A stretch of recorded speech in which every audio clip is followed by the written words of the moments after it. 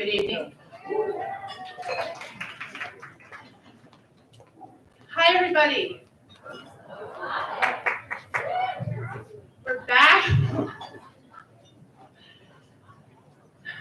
It's such a delight to be here with you this evening. I have the great honor and privilege of welcoming you this evening, both the folks who are gathered in person, and for those of us who had to find something to wear because we hadn't been out in 18 months. I'm right there with you. I was ironing. I'm like, right?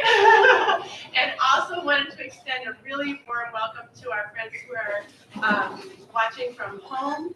We're really delighted to be in community with all of you. I think it's a beautiful and important thing to come together around a set of shared values with people who are trying for the same things, seeking the same changes in society, and that's a sacred moment. And I'm glad to be here with you, enjoying that moment.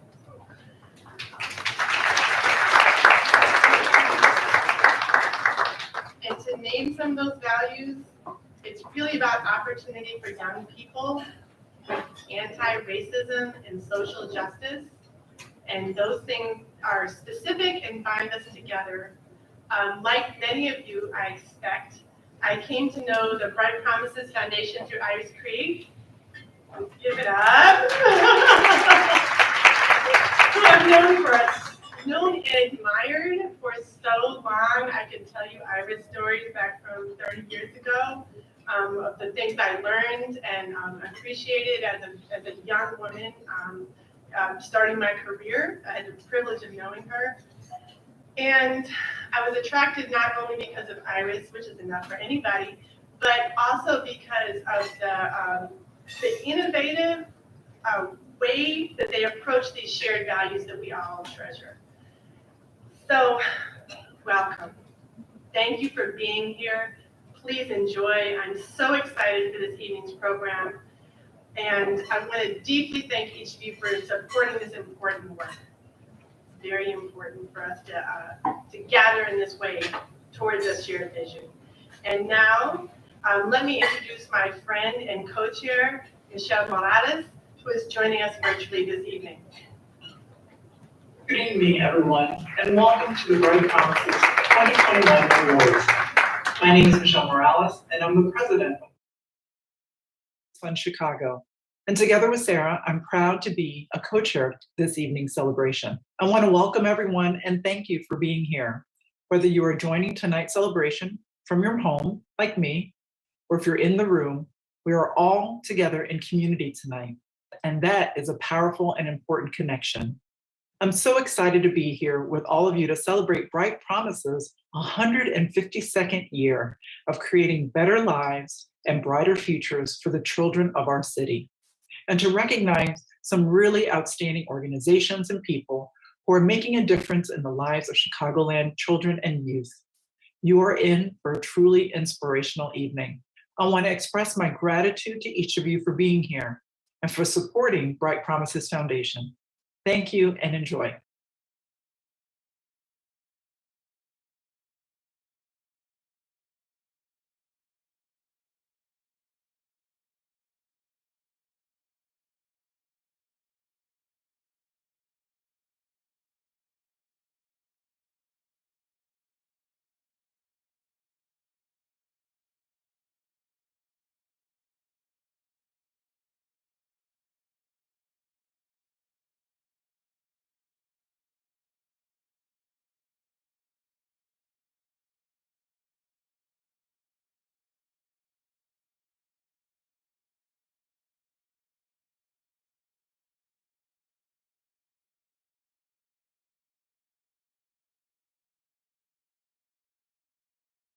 Both in the room and those of you who are joining us virtually.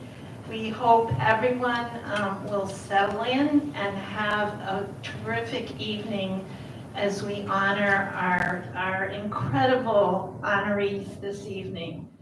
I want to thank Sarah Duncan and Michelle Morales for serving as co-chairs, and also all of those people who served on the benefit committee. We also want to thank our sponsors, Azteca Foods and David and Susan Kreisman Foundation. And I think you're going to see some other thank yous as we move along. And we also recognize our advocate sponsors and our ally sponsors. So please join me in a round of applause for all of the sponsors of this evening.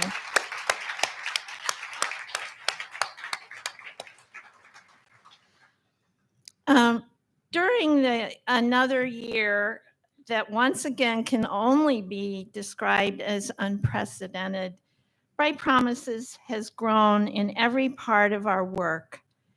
We have continued improving, expanding, and even launching brand new initiatives to address the under-recognized and under-addressed needs of children and youth. At Bright Promises, we believe it takes an ecosystem of strong, sustainable, and impactful community organizations working to help kids thrive. This is why Bright Promises partners with community organizations across Chicagoland, providing them with the funding and capacity building support they need to better serve children and youth during and beyond the COVID-19 pandemic. We're proud to work with these organizations, and they are innovative and impactful, and we support the programs that are changing the lives of thousands of children and families. We would like to share with you now the stories of 3 of these families who are put on the path to healing and success thanks to Bright Promises and our program partners, Primo Center and in LaSalle, Chicago. At Bright Promises, we are changing the lives and futures of Chicago's children and youth. We are building up organizations and communities across Chicagoland so that every child has the chance to thrive. Everything we do is targeted ultimately to children and their families. We want their lives to be better. We see the organizations that we work with, that we partner with, as the intermediaries. If we can help them deliver better services, if we can help them meet the needs of children, then we are directly impacting children.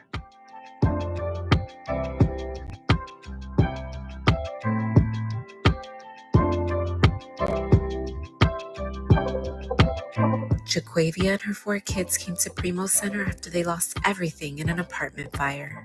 You don't hear too many good things about shelters. So when I arrived, I still was kind of skeptical, but when I actually got in and found out that it was only other mothers like me who got into a bad situation or fell on hard times and just needed somewhere to be safe with their kids, it made me feel it just gave us that dedicated time that we knew this time out the week was the time, no matter what was going on, for us to spend time with each other. They were able to help me with my kids, like how to talk it out, how to get them to express their feelings.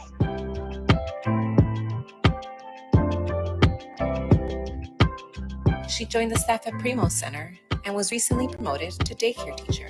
I'm also going to be taking classes to get my child psychology. It directed me, like, I always have wanted to work with kids. I just never knew of how I wanted to work with them. With Primo right now, I'm able to do it.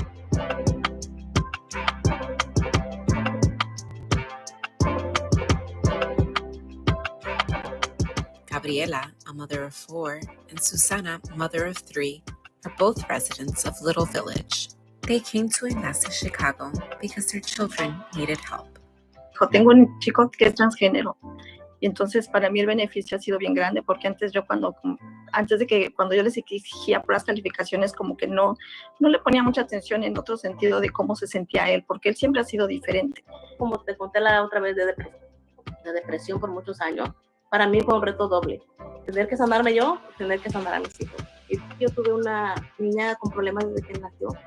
Mi enfoque fue ella, de buscar ayuda. Y también miraba que mis otras niñas estaban pasando por situaciones difíciles.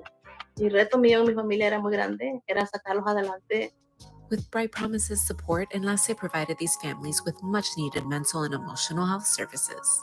These services put them on the path to healing and success. Primero teníamos que atendernos nosotros para poder tener una familia sana y poder tener comunicación y al poder alcanzar el acercamiento con nuestros hijos. Muchas familias están pidiendo a gritos ayuda. Somos el ejemplo de que sí se puede, sí puede hacer cambios.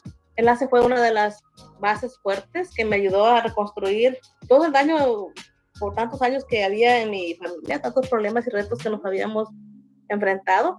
Para mí fue el primer paso para ir a la sanación. Nosotros podemos decir que somos un poco el reflejo y el ejemplo de que sí se puede cuando hay los recursos.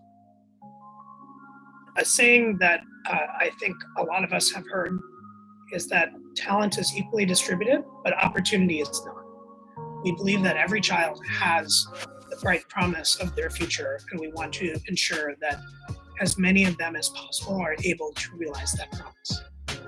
This is our promise to invest in families and communities, to build the society our children deserve, to create better lives and brighter futures for all of our children and youth.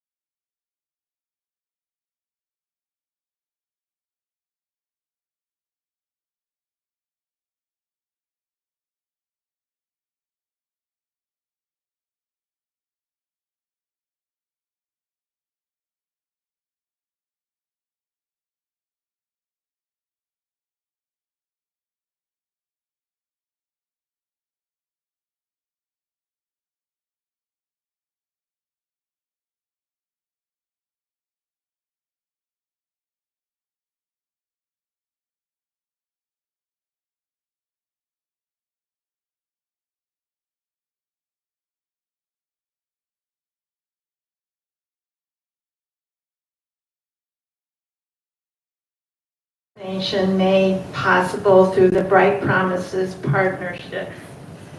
This past year, Bright Promises partners served more than 9,400 children at 340 sites in communities across Chicagoland. We look forward to continuing our work together with these organizations towards our vision of a stronger, safer Chicagoland for all children. And now it is my pleasure to announce to you our 2021 partner organizations. Through our social and emotional learning at home program, Bright Promises is helping parents and caregivers to create a safe home and to support children's social and emotional growth. This program has been crucial for helping families manage the stress and instability caused by the pandemic. Bright Promises is proud to partner with these 7 leading organizations to promote SEL at home.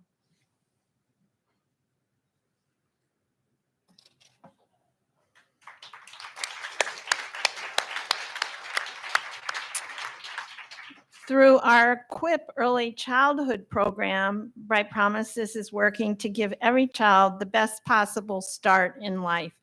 This program ensures low-income children ages birth to 5 have access to high-quality early childhood education.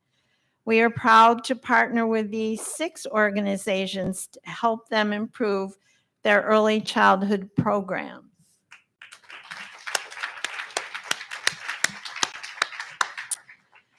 And finally, through our new Healing, Leading, Changing initiative, Bright Promises is working to address youth trauma caused by racism.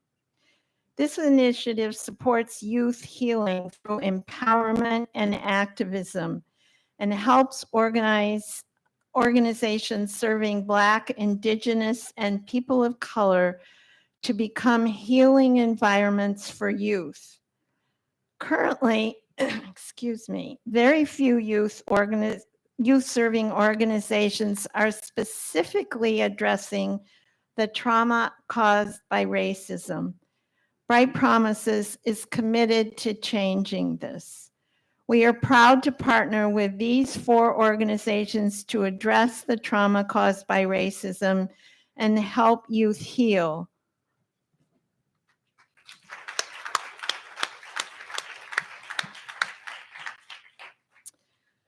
These organizations represent just the first cohort of this new initiative, and they will help lead the way as we welcome additional partner in the upcoming years. So this is a long-term commitment of ours to build this initiative. Please join me in one more round of applause for the Bright Promises 2021 and 2022 program partner.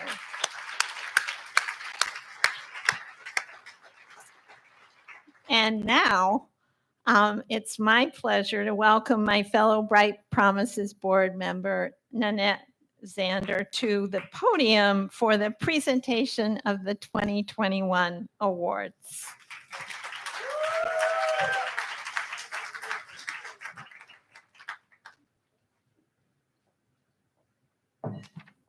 Ooh. Thank you, Gaylord. And congratulations to the 2021, 2022 program partners again. They do wonderful work, so thank you all. Good evening. I am Nanette Velasquez Zander, and as a member of the Bright Promises Board of Directors, I am honored to chair the Bright Promises Awards Committee. In my day job, I am Vice President of IT at Azteca Foods. While we make tortillas and chips, our mission at Azteca Foods is to bring sunshine into people's lives, committing time, talent, and treasure to foster better communities. I, along with our entire Azteca family, are privileged to partner with Bright Promises to create opportunities for children and their families so they can reach their full promise and potential. This year's honorees were selected through a competitive nomination process. Bright Promises invited members of the Bright Promises Board of Directors, past award recipients, and leaders in the philanthropic and child-serving community to form the 2021 Awards Selection Committee.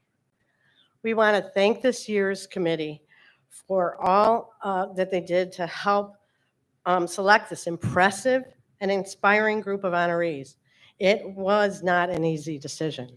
There were many possible awardees, and this group did a wonderful job in selecting our awardees this year. So thank you very much to the selection committee.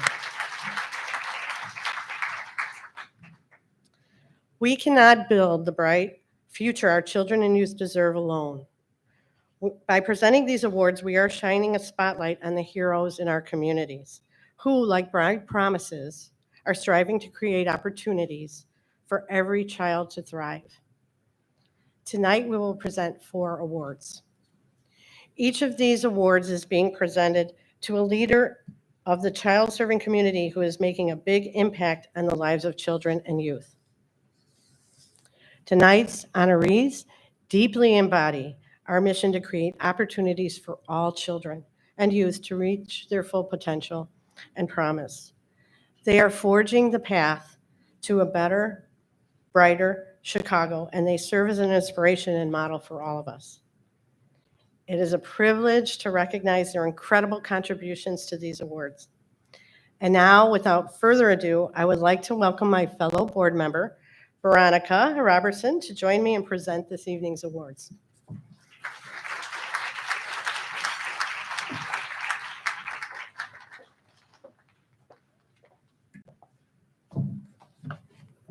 Hi, good evening, everyone.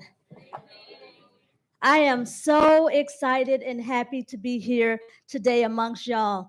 If you're like me, it's been 18 months of sweatpants, 18 months of being in front of the TV. So I am so glad to be out amongst people. Thank you all for such a wonderful evening. And thank you, Nanette. So this evening, I have the privilege of introducing each of our awardees. Again, my name is Veronica Robertson, and I am the newest board member of Bright Promises. I've been on the board now for about 6 months. And this is an absolutely wonderful organization, and I am privileged to be a part of it. And in fact, this evening is an evening of greats. So I'm here amongst such great people and all of you. We're here to celebrate great people, and we're here to celebrate great people doing great things. So I am going to start with our first awardee. Our first award is the Champion for Children Award. First, we will present this award for the Champion for Children to Mr. Xavier McElrath Beth. Yes. Yes, when I read what they had on this paper about him, I was like, he's doing it. He serves as the co-executive director and national advocate of the Campaign for the Fair Sentencing of Youth. So y'all, check this out. The United States is the only country in the world that sentences children to die in prison. And we're a developed nation. And Black children are sentenced to juvenile life without parole at a per capita rate that is 10 times that of white children. Sad but true. And Xavier fights to abolish this life without parole for children in America. As a formerly incarcerated youth who was denied the right to a childhood, Xavier upholds that no kid is born bad. And I couldn't agree more. And he has dedicated himself to fighting to ensure that all children are treated with dignity and respect. So please join me in this evening in welcoming to the podium Mr. Xavier McElrath Bay, Mr. Xavier McElrath Bay to accept the 2021 Champion for Children Award.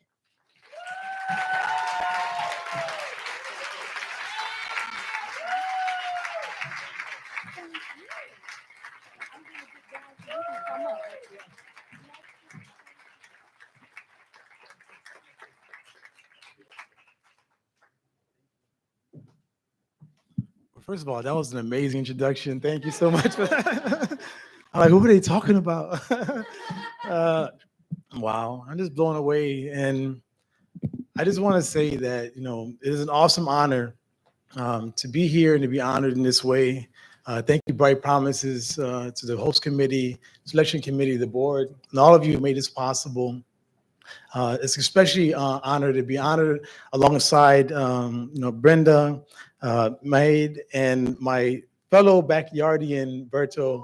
It's a blessing to be here, you all. We've come a long way, and God is great. One of the questions that was asked, is Xavier, what inspires you every day in the work that you do? And I have to say that it's a memory of two people that are no longer here that inspired me in this work. And the first person is the 13-year-old Xavier.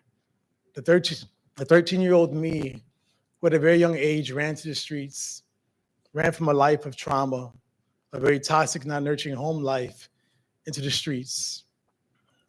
A me at the age of 13 that was in search of love, and soon after became a child welfare runaway, still running, and sadly was responsible for the loss of another kid's life in my community.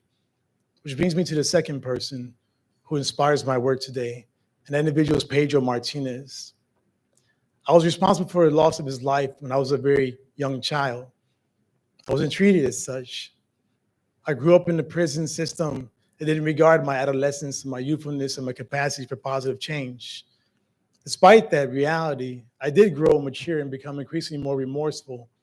I did come out of prison at age 26 with a remorseful heart and a desire to make a difference in my community and other communities across the city. I was fortunate to be given those opportunities. And soon after, that work morphed into clinical research at Northwestern University. And now today, working for a national campaign. This really speaks to the sole purpose of my existence today, and that is to simply say that no child is born bad. I believe no child should ever be regarded as a throwaway. And that is why I appreciate the amazing work that Bright Promises does. It ensures that the most vulnerable in our society are treated through the support of organizations across the city in age-appropriate, trauma-informed, and racially equitable ways. We talk about the standard of decency of how kids should be treated and how sadly we as a country have denied children rights to their own childhood. And even more sad that that's disproportionately meted out to kids of color, Black, brown, indigenous kids who grew up in poor and disinvested communities, much like the communities that me and Berto grew up in. And so I want to say thanks for your amazing work. And I also want to thank some people before I leave, before I get in trouble. And that is, of course, my family and friends. Thank you all for being in my corner, for seeing my journey, being there for me through the thickest, most challenging times of my life. And to my other half, Marcy, who's sitting right over there, who's really the backbone of the work, I have to admit.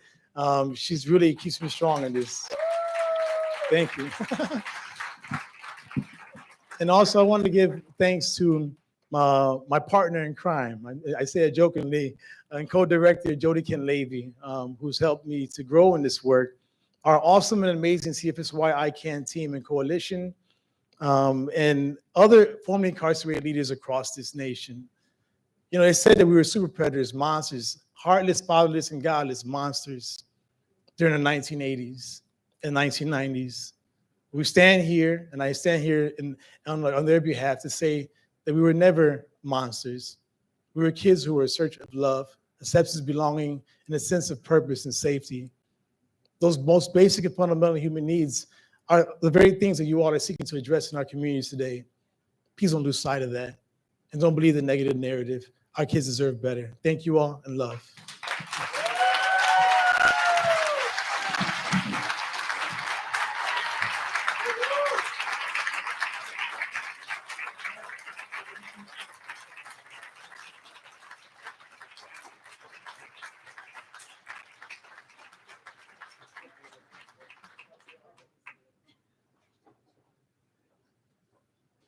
This is too much love, y'all.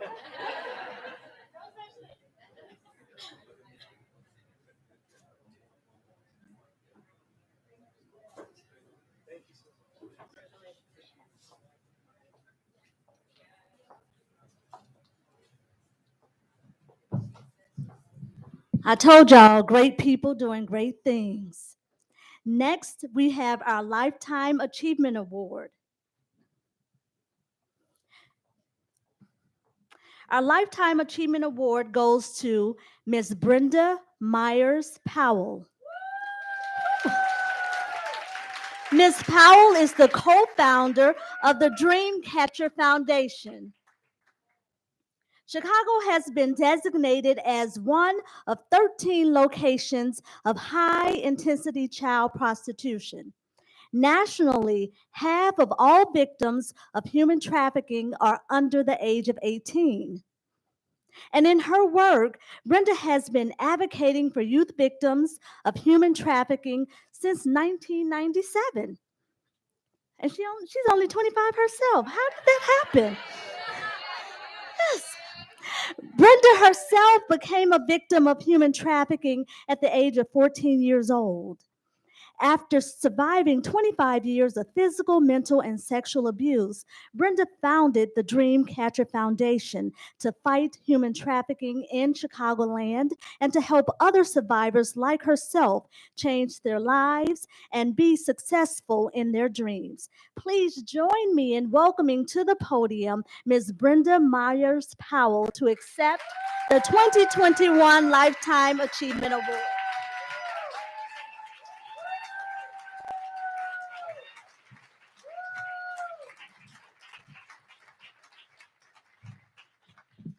Thank you so much. And good evening, everyone. I'd like to give all graces to God, because without God, I would not be here today. And I'd like to make one correction. There are two of me. There's Stephanie Daniels Wilson, who founded the Dreamcatcher Foundation. I am the co-founder, because it takes two to make this greatness.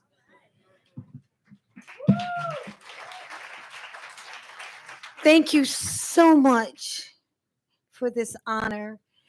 I have received many awards. I do have a paper that I'm supposed to be reading off of, but I've never read off a paper. I don't know why I wrote this. It is an honor. I have received many awards. I've received awards from the FBI, sexual assault agencies, human trafficking organizations, all of that. But this award means so much to me, because it's about the children. It's about the population that me and Stephanie set out to work with, that we set out to make a change with. We set out to help little girls. We set out to help a population that we saw being severely damaged. We sought out to work with the young ladies that we saw that were disappearing in our community, that were being in a severe injustice to them. We sought out to help this population because we were those little girls at one time. And we saw that there was a huge, huge problem in our communities. And so when we sought out to make a difference in this community, I guess my grandmother would say, Brenda Jean, job well done. So tonight, I thank you for this honor and this award, because it means so much to me. Creating better lives and brighter futures for Chicago children and youth means so much to me. So let me walk you through a long journey very quickly.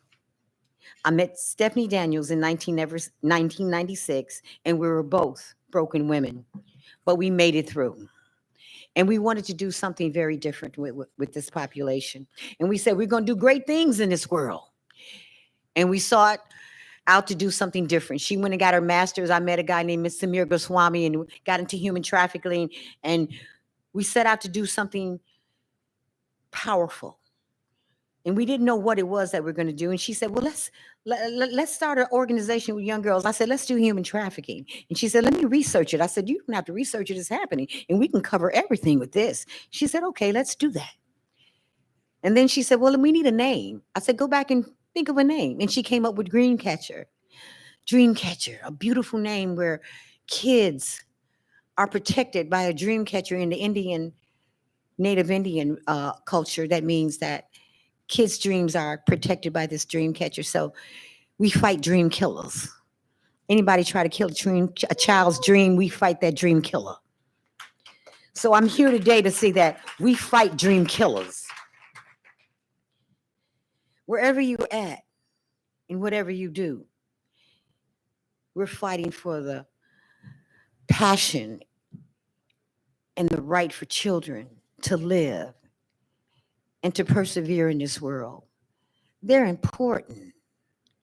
You know, today we live in a world where kids are raised by the internet, by social media, by TV.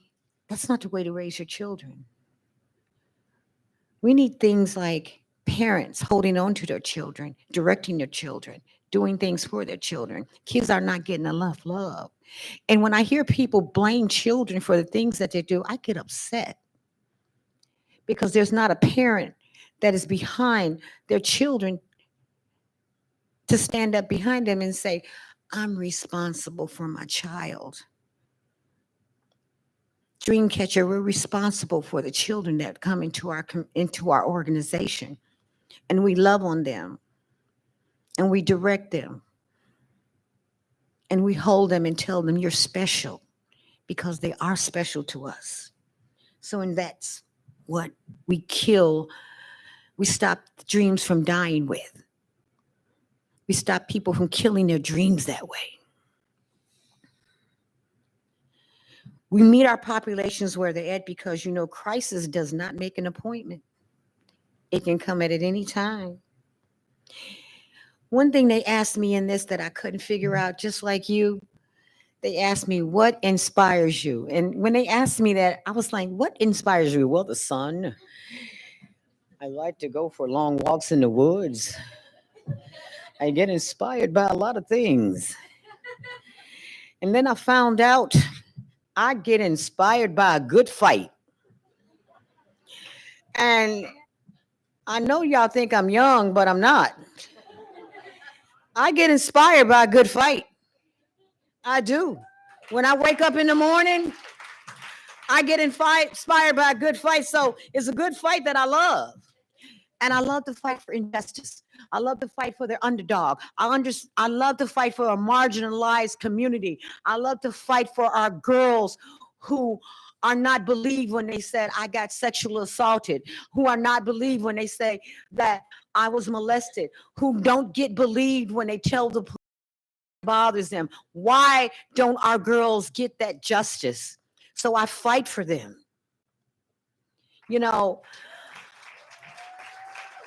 There's a great prophet. I call him a prophet. He has great words. You may have heard of him. He called Marvin Gaye. He said, I just want to ask the question, who really cares? To save a world in despair, who really cares? When I look at the world, it fills me with sorrow. Little children today are really going to suffer tomorrow. Save the children. Save the babies. Y'all don't want me to sing. But I really believe in that. We've got to save our children, save our babies. We must stand up and fight for our children, for our brighter tomorrow. See, we come here on this earth and we try to make it a better place. We try to say to ourselves, I'm here to make the world a better place, to put my piece here, to do what I can. But the piece that you have is to direct the youth to make a better place than you made it. So,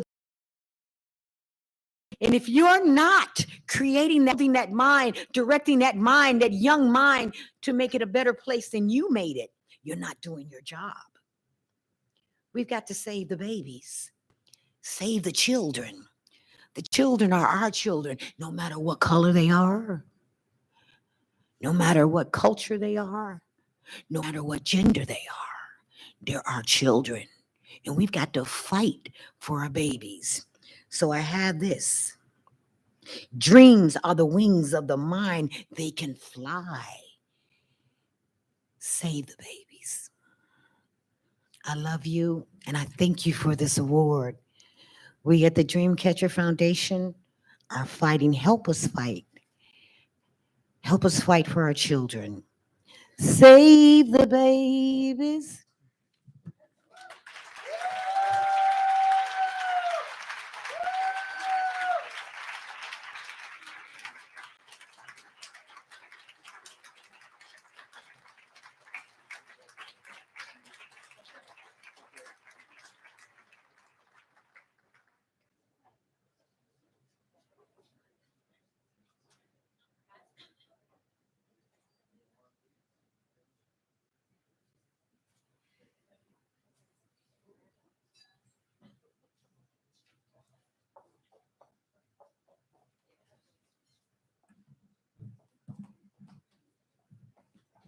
I am not going to sing for you all tonight. Our next award is for the Elevating Youth Voices. We will present this award to Mr. Berto Aguayo, who is the founder of Increase the Peace. Growing up, Berto had always heard that to make it meant to make it out of the hood. But to him, that didn't seem right. That didn't sit right with him because he wanted to help bring his neighborhood the peace and the resources that all residents needed and deserved. Once a gang member As an adult, Berto became the person that he needed when he was younger. He became the first member of his family to graduate from college. He became a fierce voice against gun violence and a champion for immigrant rights.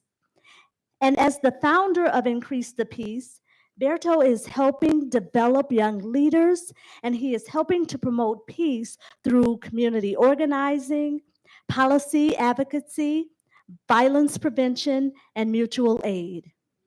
The Elevating Youth Voices Award is accompanied by an honorarium of $5,000 to support Berto's ongoing professional development. So please join me in welcoming to the podium Mr. Berto Aguayo.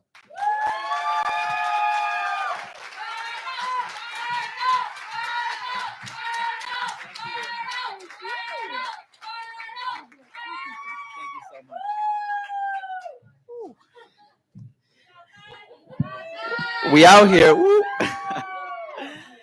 um, Hello, everyone. Yeah, that was a great introduction for sure. I'm gonna put that on my Twitter bio if I can. No, but thank you so much, everyone. My name is Berto Aguayo. I will admit I'm a little nervous because I put sweatpants this morning and I realized it was a live event, and I was like, you know what? Never mind, I gotta change my pants. But it's so great to be here with you all. Thank you to the Bright Promises Foundation for the award. I am super grateful to be here. I'm also super grateful to be here with our Increase the Peace team, Lou, Salicet, Myra, Monse, who are here with us today, who are making the work happen. One of the things that I also realized growing up is that the reason why I'm here today is because somebody believed in me and gave me an opportunity. I remember vividly the grocery store owner who gave me a job, right, to be able to work and not be on the streets. He coordinated with my mom to pay half and half my wage so that way I wouldn't be able to go out because I was so busy washing dishes that I didn't have time to hang out with my friends. I remember vividly the high school principal who connected me to Mikva Challenge, where I learned about civic engagement and getting connected and helping me find my own power. And it was after that summer at Mikva that I took a 3-minute beating to leave the gang that I had been a part of for most of my life. And I remember that when I left, when I graduated college in 2016, I wanted to make sure that I was that person that I needed when I was younger, right? And so we started Increase the Peace in 2016 with the idea that real leaders create other leaders, right? And they extend their hand back and help others come up on the journey with them. And so when I saw the question, what inspires me? I thought about the hundreds of young leaders that we've trained over the years who, once given the opportunity, they excel our craziest expectations. I think about a young person, 15 years old, who came into our organization, as her principal called her, little feisty, and who, after 5 years now working with us, not only has she gone from a youth leader to a community leader. Now, Myra Martinez is actually on staff part-time, helping us organize other youth in our community. And that's who inspires me. And I remember when Nanette gave me the call about the award, the first thing that came to my mind was, oh my God, this is awesome because I'm a little broke. But what also came to my mind, I'm at my first year at Northwestern Law. And yep. And so I knew that, I was going to be I was not only broke, but I was going to be a broke law school student. So this is going to help out a lot. And about a week later, God graced me with a full ride scholarship to Northwestern Law. And so in the same way that when I graduated college, I tried to extend my hand back to bring other young people on the journey. Now I'm at Northwestern Law, and I'm one of a handful of Latinos. In my section of 60 students, I'm one of 3 Latinos. Although we're 19% of the population in this country, only 5%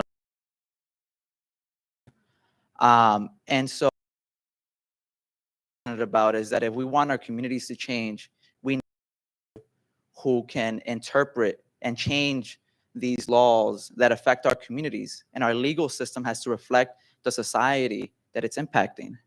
And so in order to do that, I'm happy to announce here that I will be using this $5,000 honorarium to establish a law school scholarship fund for Latinos who want to enter the legal field. And that way our communities can become more representative and the legal field can become more representative to the communities that they serve. And so with that, I am super thankful. I am super happy to be here. And I would be remiss if I went without saying that Xavier has been one of my biggest role models in this work. I want to give him a huge shout out for all the work that he's done. And I am inspired by all the other change makers being awarded here tonight. Thank you so much.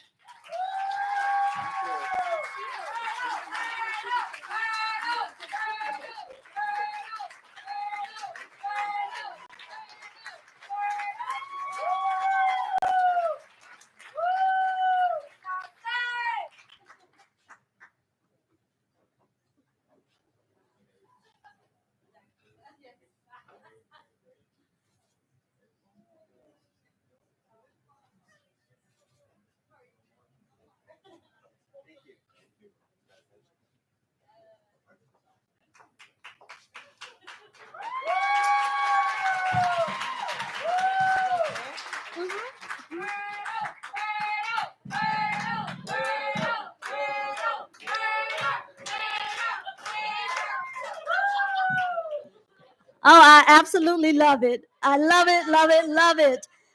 Because as I was reading the bio and then he came up to speak, I started to go back over my life and I was like, what was I doing at that age? I am so happy and proud of you. Our next award is the Visionary Award. Yes. Finally, we will present this vision to Ms. Mead Polodovsky. She is the founder and outgoing artistic director of Storycatchers Theater. For over 37 years, Mead has worked tirelessly to guide some of the most vulnerable young people in Illinois to realize their potential and to envision and pursue productive futures. Mead has played a key role in the evolution of juvenile justice to a more trauma-informed model. She has changed institutional cultures and formed critical partnerships within the justice system and throughout the community to help youth develop the capacity for successful lives. Mead has made a truly transformational impact on the field of children's services. She has shifted the landscape in a way that individuals, organizations, and systems engage with the support of children and youth. Please join me in welcoming Ms. Mead Polodovsky to accept the 2021 Visionary Award.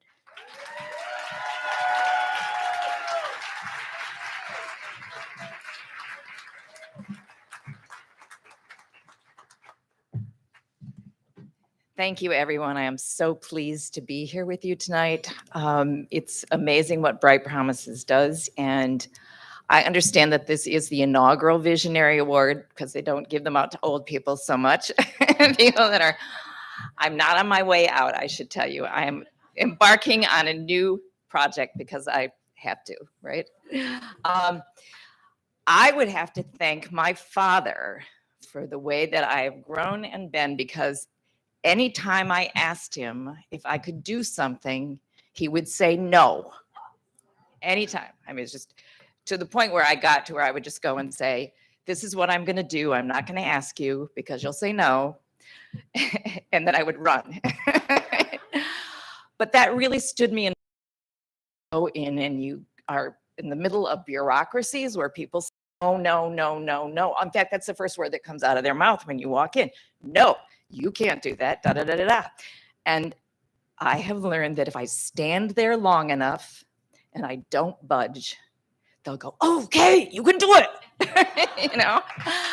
And that is one thing that I have really tried to teach all of my staff, to not be afraid to go against, the bureaucrats and the bureaucracies and people who are, a lot of them are very good people, but they have never been taught to break the rules, which is what you have to do, particularly in the justice system. I mean, the first principal I ever worked with there said, Mead, what you have taught us is to break all the rules, because I didn't do anything the way we were supposed to. I mean, it was amazing in the 90s, which was a seminal part of, my learning, was because I went to the detention center. We went there with a show that we were doing in the high schools, right? And so we went into the detention center and we did it in their schools. And I'm a playwright and a lyricist, and I was writing a show about juvenile violence. And so I was a court watcher and I was following a court case, which I ran into a very interesting one, which I just sort of walked in on it. You walk in and you try to figure out if the judge is being fair, if everybody's being fair, and if process is being done, right? And this was the case of a white son of a white cop who had gone to a party and ended up shooting his best friend with his father's service revolver, right? And the judge said, this is an unfortunate accident. And he let him go home with his parents. Later, he was detained at the detention center. I was flabbergasted because I was working with, at that time, there were 800 kids locked up in a 500-bed facility. They were stacked up like cordwood. It was ridiculous. And they were largely Black and brown kids. And nobody was telling them that the person they shot was an unfortunate accident. It was... That case made it into the play that we did that year because I thought it was really, really important. And I'm a playwright and a lyricist, and what my decision in life was that if you're going to write a play, if you're going to write a musical, it's really a hard thing to do. And that's why I tell the kids when we're going to write this, but it has to move people, because I believe that emotions and the emotional thing that happens in a show, especially a show where you identify with the people on stage, can change the choices that people make. And I believe that really strongly. So we were putting on these shows, and at the detention center, I interview kids, and she said yes. And then I said, with the kids? Yes. Can I do a show with the kids? Yes. And so we did our first temporary lockdown show, and it was a teeny little show, but it was my first show there, right? And we did this show, and I was still, my head was into doing this violence prevention program, and I was really using the kids' stories to become part of that. And after we did the show, and I hadn't planned on actually doing a show, so it took up a lot of time. So I did not go back for like a week after working with these kids. And when I walked in the door, they were like, where have you been? Because they had done the show, they had gotten applauded, it was a great thing. And they had started writing another show, and that's what they said. And this is going to be even better than the last show. And I looked at them and, I really hadn't planned on doing that, but, they were committed to me. I had to be committed to them. And, 12, 13, 15 shows later, and actually we're still there. So that was a big learning for me. And in the second show that we did, this was actually a life-changing thing for me and actually for the kid I worked with. We did a show, there was a cast party. One of my lead actors really acted out and did some bad things at the party. So I talked to him afterwards and I said, stuff. So right now you're out. And temporary lockdown 3. So I got a call from Frank Tobin, who's a Golden Apple teacher at the school there. And he said, 2 weeks later, he said, Deanna has written a 30-page play. This is 2 weeks, right? And he would like you to read it and to meet with him. Okay. So of course I said yes. And so I read this play, and the play started out with this kid he was in prison and he goes before the parole board, right? And the parole board says, well, we're going to put you out on parole, but you should know that every African-American man that comes before us is going to be back within 3 years. Okay. And so that's the way it started. And then he had all this stuff. He was basically making it true, right? Because the guy gets out, he does drugs, he does this, da da da da. And the play was at a climax. It hadn't, they had not resolved itself yet. But he was headed right back. And I said to D'Angelo, is this what you want to say? Is this what you want to say about African-American men? Is this what you want to say about people that get out of prison? And so he and I spent the entire summer working on that play, going over everything. I said, why doesn't this character have a dream? Why doesn't this character want to be something? And so he gave him his dream, which was to be a rap artist. And so we very carefully went through this play, blow by blow by blow by blow by blow. And, he still had the same conflicts. The street was still there, but now he had a dream. And with that dream, he could advance, he could struggle. And there was a possibility that things could be different, right? And so we got the dream and we were working through that. There's still conflicts, there's still obstacles. And so we called in DeMarcus because he wanted DeMarcus to be the character in the play. And DeMarcus read it and he said, I'm a comedian. This is really serious. I cannot play this character. And he said, D'Angelo, you should play this character. And D'Angelo looked at me and he said, and we hadn't finished the play yet, he said, I will play this character if he doesn't go back to prison. And that was the bingo moment for me. And I have had, that has happened a lot to me over the years with different kids, where you get up to that moment and they're on a destructive path. And then they'll say, well, does she have to die? Can't we do something different? But it's coming from them. It's coming from the identification with the character and wanting that character to succeed, to be somebody, to have a happy life. And I think that thing with D'Angelo was life-changing for me because I saw what a play could do, what working on a play could do, the structure of the play, that, it's a really beautiful thing when you are working one-on-one with a kid and you are going through and you see things start to change in their mind, right? You see different. Many of these kids that I worked with, the first kid I ever worked with, he was 15. He was the kid that said, we have a better play than before. This is going to be great. He had been given a plea bargain or offered a plea bargain of 25 years, which he absolutely refused to take because he thought 25 years at the age of 15 is like a lifetime, right? So he said no. He went to court. I, in general, came to all the kids' court cases as a character witness, knowing that sometimes I was not going to do anything except that I would be there to say, somebody is here for you, right? Somebody cares about you enough to show up in court. And his lawyer was the only attorney that told me not to come. And this is in adult court.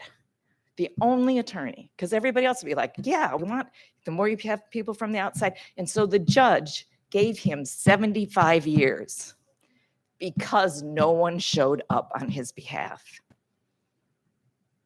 I mean, what is that about? I tried to get a lawyer friend of mine to see if we could do something about this attorney, but by the time that happened, this attorney had become a respected judge, and he said, nobody is going to, claim negligence there. So Lavelle is still locked up. We have been on the phone for 30 years. So this has been my life in the theater. And it's been an amazing, amazing journey.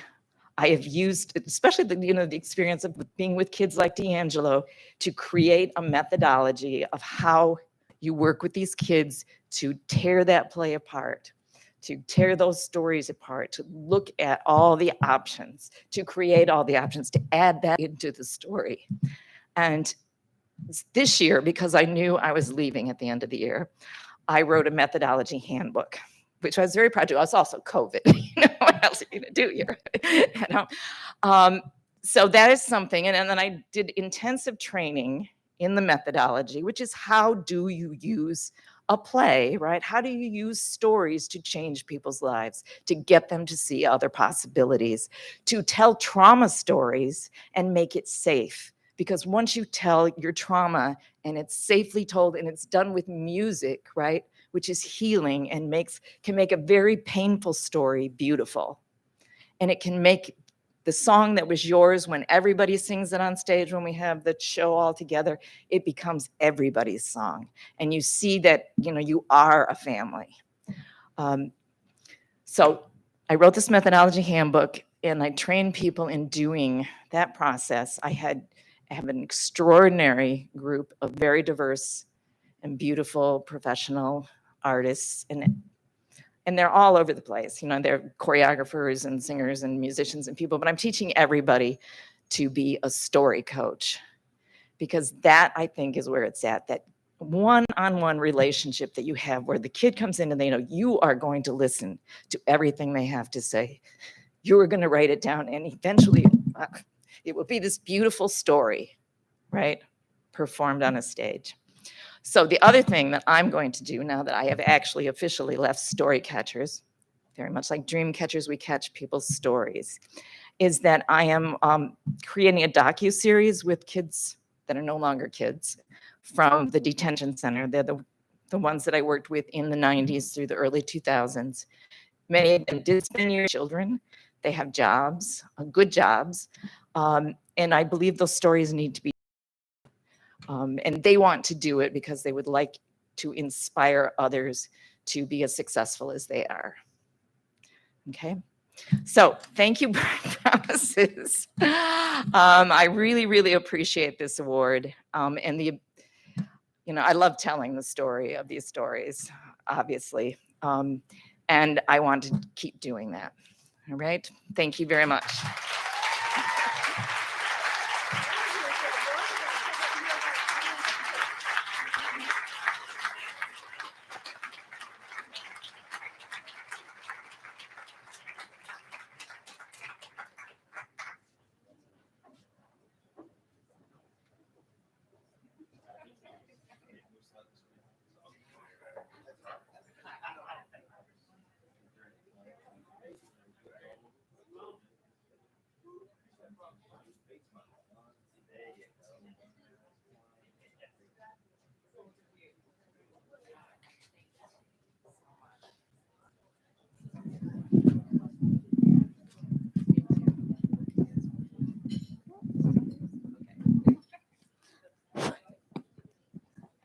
So you all, this has been an absolutely wonderful evening. I want to extend congratulations once again to Xavier, to Berto, to Brenda, to Mead. You all are great people doing great things. Great things. And we have, in honor of Mead, who did get this inaugural award tonight, we have a very special treat for you all. We have a performance of Dear Me. So this performance is by the Story Catchers Theater Youth Ensemble. It was written and recorded during quarantine. The song represents the promise and potential in every young person that lies at the heart of their mission. So I invite you to watch and enjoy Dear Me.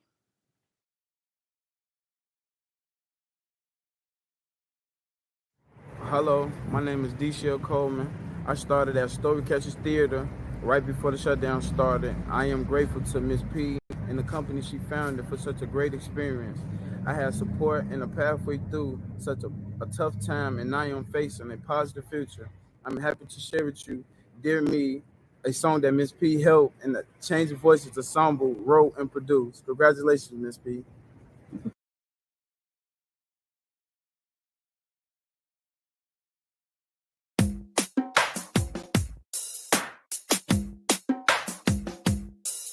When obstacles block my dreams, I have a way to build my self-esteem. I take pen and paper off the shelf, write a love letter to myself. I write a love letter to myself. I remind myself who I am, everything I've done and what I can. I take pen and paper off the shelf. I write a love letter to myself.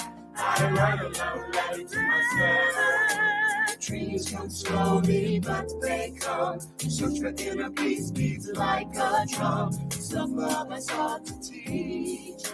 Is a love now within my reach. Dear me, dear me, dear me. What do I want to be? Dear me, dear me, dear me. Who do I want the world to see? Dear me, dear me, dear me. See my courage and my loyalty. Dear me, dear me, dear me. I define dependability. I am energetic, decent, sunny. A random awkward stare so funny. I say I have a heart of stone, but my teddy bear heart is what I own. I tell myself what I can be. Reach for the world I want to see. I am safe with this family. I know how to be free. Dear me, dear me, dear me. What do I want to be? Dear me, dear me, dear me. Who do I want the world to see? Dear me, dear me, dear me. I lead and I show the way. Dear me, dear me, dear me. I got the moves and the words to say. Oh, I am a mystery in an open book. I'm focused, determined, and never should. Oh, I am grounded, know what to expect. A person who commands respect. I'm a father, I'm a mother, a daughter, sister, brother. I am strong, I am fierce, and I'll never be an other. I'm built to live in many ways, I'm humble every day. Humble every day. Humble every day. Obstacles block our dreams. We have a way to build our self-esteem. We take pen and paper off the shelf and write a love letter to ourselves. We write a love letter to ourselves. We write a love letter to ourselves. We write a love letter to ourselves. We write a better love to ourselves. We write a love letter to ourselves. We write a love letter to ourselves. We tell myself what's right. We write a love letter to ourselves. Michelle, Rose, Les, Marquez, Christina, Marv, Evan, Trill, Zach, Tamara. Sean.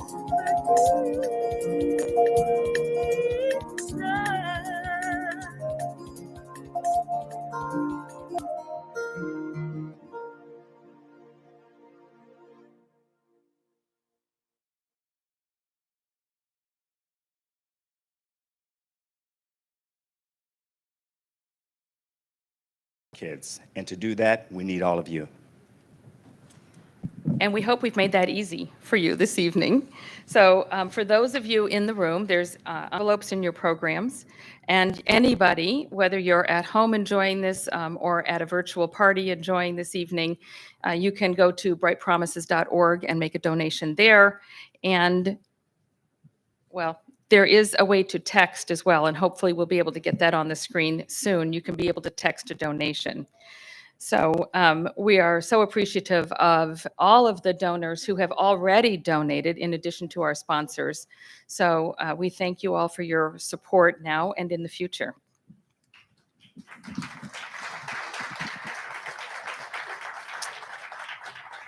So whether from your room or from your home, your gift is significant, and your gift helps create better lives and bright futures for our children and youth. We also want to thank our funders, our sponsors, our co-chairs, host committee, and all of you who have already supported the work of Bright Promises Foundation through your contributions. Thank you for supporting our work. And now, all of you who have already supported the work of Bright Promises Foundation through your contributions. Thank you for supporting our work. And now, I'd like to welcome back to the stage Gaylord, our president of the board of Bright Promises Foundation, to make an important announcement before we close. Thank you all.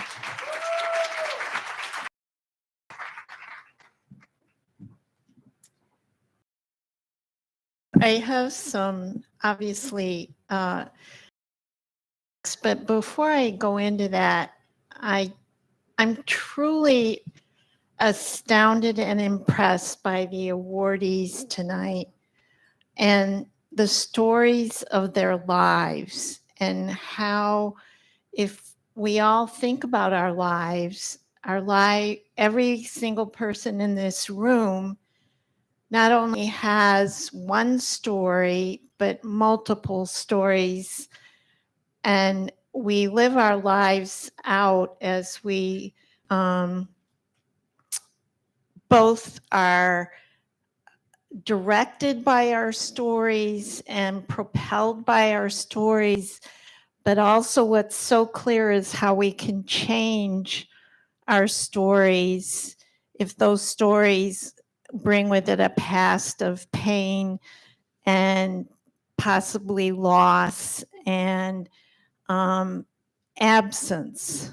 And so I think what's really impressive about the awardees tonight is they're reminding us of the value of stories and the importance of the stories we tell ourselves, we tell each other, we tell about our families, our communities, and our country, and our place in the world.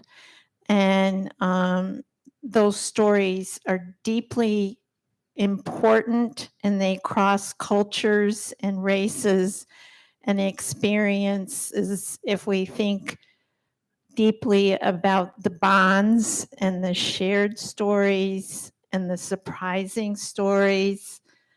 And I kind of challenge all of us to leave here tonight and think about the importance of stories in our lives and in our country right now, which is so riven by conflicting stories. So I was also thinking about Bright Promises has a story. We've been around a while, 152 years, and we're at a crossroads for our story. And my announcement tonight is that our beloved Iris Krieg is going to be stepping away from Bright Promises at the end of the year.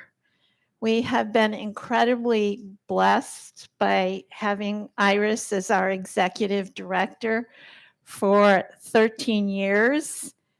And I suspect not everybody in the room really knows the history of Iris Krieg, but Iris Krieg is an extraordinary human being who's been an innovative leader in the foundation community in Chicago and beyond for decades.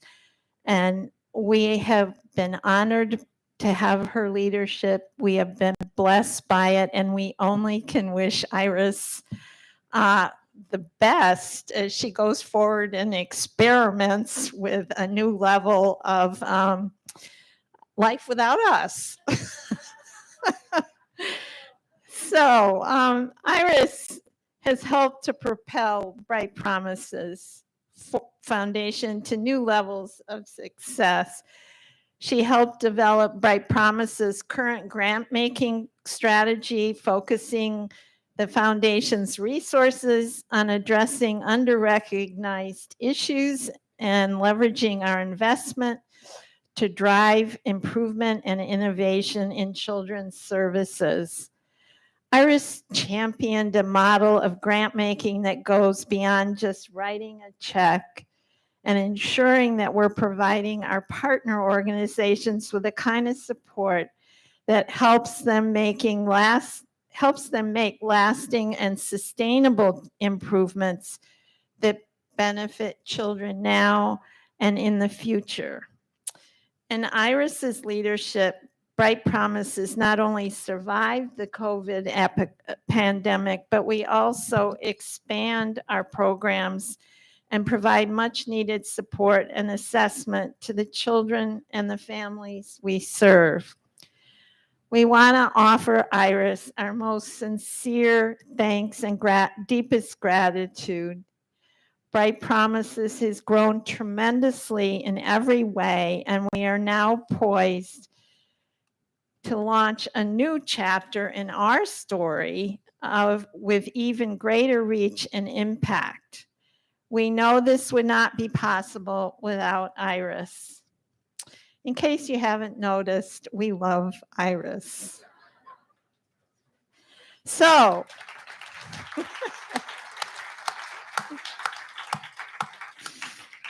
there will be future opportunities to recognize Iris. We have not sufficiently recognized her in any way tonight, and we thank her for her service. But while we're all together tonight, we wanted to take this opportunity to recognize Iris and thank her for her leadership, her vision, her determination, her creativity, and for being Iris. So would you please stand and give Iris a round of applause? Woo-hoo!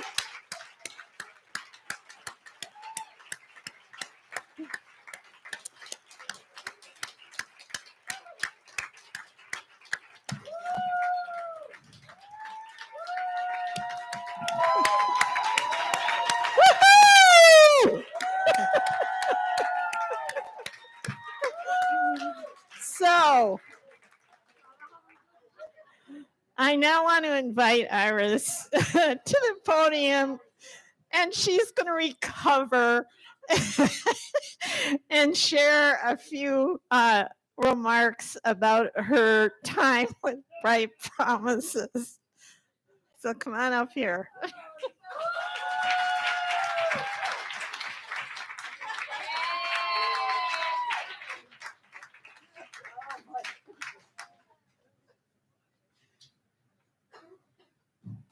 Okay, but I'm not dead yet. So I'm still here, and Bright Promises, you can't get rid of me that easily. So I just want you to know that. Gaylord, there's nothing to say. Thank you so much. Thank you. That was so sweet and so kind, and I really appreciate it. And I'm going to take this opportunity, which is the last time that I'm going to address you as the executive director at this event. So I'm going to take this opportunity to tell you to reflect about some things that I've been thinking about my time with Bright Promises Foundation, if I don't cry first. But before I do that, I want to make some comments pertinent to today's event. I want to start off by thanking Catherine Dreer Corey, our staff person behind the scenes. There she is back there. Despite the little technical glitch, which we've had, and I'll bet we're going to figure out a way to put that on our website in some way so you can see that. Despite that, Catherine always performs magic. Look at how beautiful this room is. Look at the lovely food, the nice drinks, and the wonderful companions we all have. She pays attention to every detail, so there's just no way that we can't thank Catherine for tonight.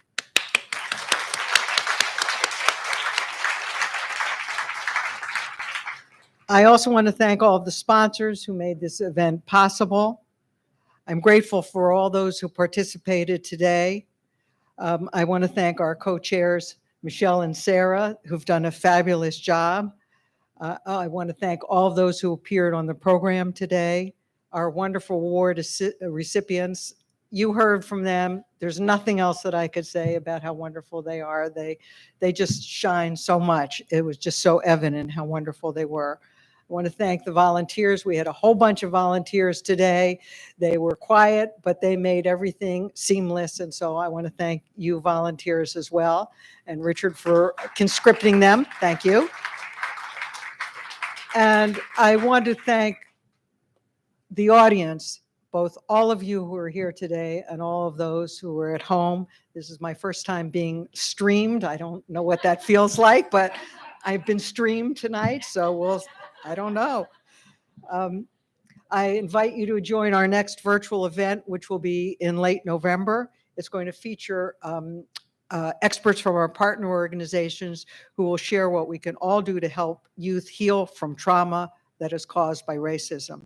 This event will be free and open to all, and you will find an invitation at some point in your email to attend that. And I hope you will consider making a contribution. Those of you who are here have envelopes at your table. You have your own little pen that you can take home with you as well. So be sure to use it tonight. And I promise you that we will wring out as much impact as we possibly can from every dollar that we receive from you. And I said to somebody else tonight who seemed very surprised by this, but every dollar that we receive in contributions goes directly to program. We have other sources that pay for our overhead. So all of your gifts support our program. So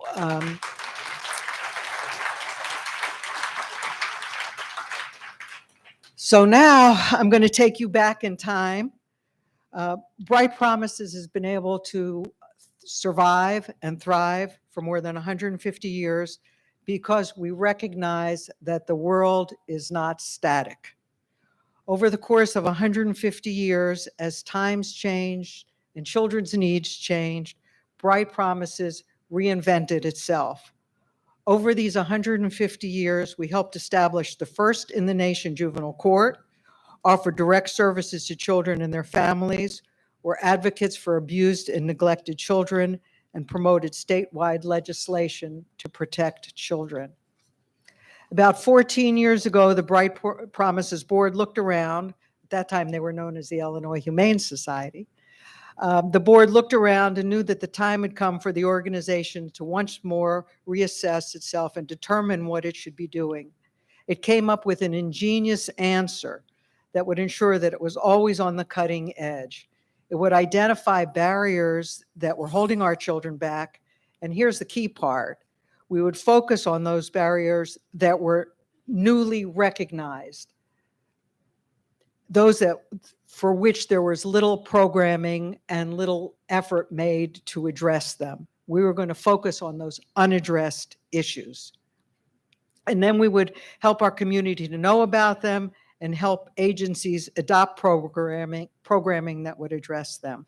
Our goal would not be to solve these problems, but to draw attention to them and get others to take them on and to develop new programs that would be models for other agencies to emulate. By creating movements for change, we would ensure that the solutions we are behind are sustained into the future by others, and it would free us up to take up new issues. I was fortunate to come along as this process of reinvention was just getting underway. And what a whirlwind the last 13 years have been. Would such an innovative process work? Would potential supporters understand an agency that well dedicated to improving lives, shifted issues it was addressing every few years? And the issues themselves, they weren't household words. People didn't understand them. We picked them because other people weren't addressing them. How many of you non-professionals knew what childhood trauma was 10 years ago, or what social emotional learning is and why it is essential for our children's lives? Well, the proof is in what we accomplished together. Over the past 13 years, we've taken on childhood obesity, trauma, and social emotional learning. What we at Bright Promises learned about each of these lives on in the programs that now exist because of what we did together. And now we're going to change the way our community thinks about trauma caused by racism. And we're going and that they can develop an understanding that they are not the issue, but the society in which they live is the issue.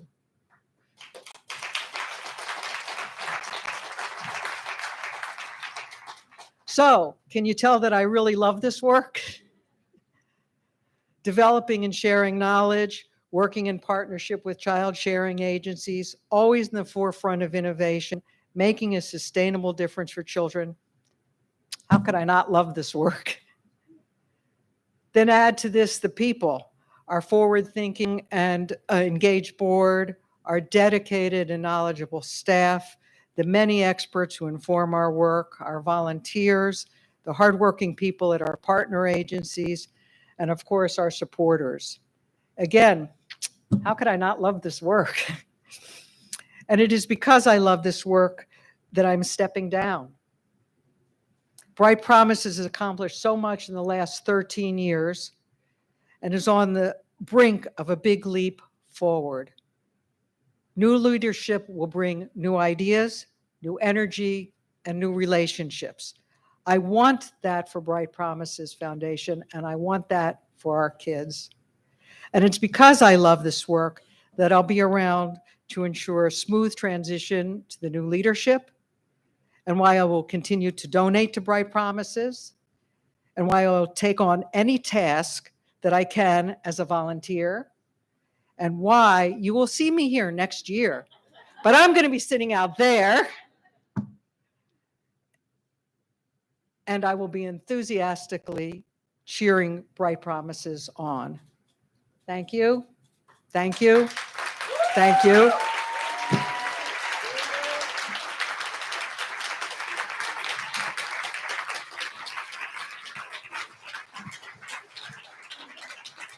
And good night.